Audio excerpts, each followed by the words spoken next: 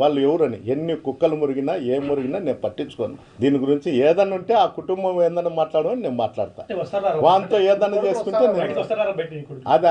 అది ఆలోచన చేయాల్సిన అవసరం లేదా. వాటి టైం చెప్పువాను, నా కొడుకులు పద్ధతి దించుతా.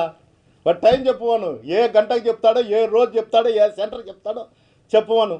నా కొడుకులో అర్ధ గంటలో నేను 4 గంటలు హైదరాబాద్ నుండి అనంతపురకు దించకపోతే వాడు చెప్పవాను. అంటే కూటమి అధికారంలో వచ్చినప్పుడు బయట పెట్టారు కదా మీ కొడుకులు.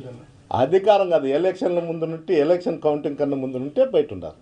ఈరోజు ఏం కాదు. కానీ నా కొడుకు, చిన్న కొడుకు ఎప్పటి నుంటో బయటనే ఉండాలి. ఈరోజు ఏం కాదు. బయట ఉండారా లోపల ఉండారా అనేది అవసరం లే. వాడు పౌరుషం గురించి మాట్లాడినాడు. ఆ పౌరుషం నాకుంది, మా వంశానికి ఉంది.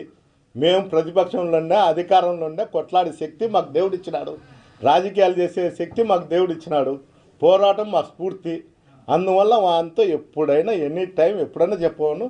4 గంటల్లో ఎక్కడున్నా కూడా నేను దించుతా. వాడు యా సెంటర్కి వచ్చాడు చెప్పవను. అధికారం ఉంటేనే బయటకు వస్తాను. అవుయా, నేను చెప్తాను కదా అధికారం లేదు, నేను వస్తాము, మా కుటుంబం వస్తామని చెప్తాను. నేను తెలుగే చెప్పేది, ఇంగ్లీష్ ఏం కాదు.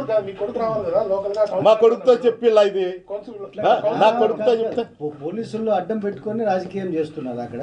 ఇప్పుడు మీరు మిమ్మల్ని సంవత్సరం నుంచి అడ్డుకుంటున్నారు, మీ కొడుకులు వచ్చి కూడా అడ్డుకుంటారండి. అనుమానంతోనే కదా నేను వద్దులే ఏంటి అనవసరంగా అనేది చెప్తాను.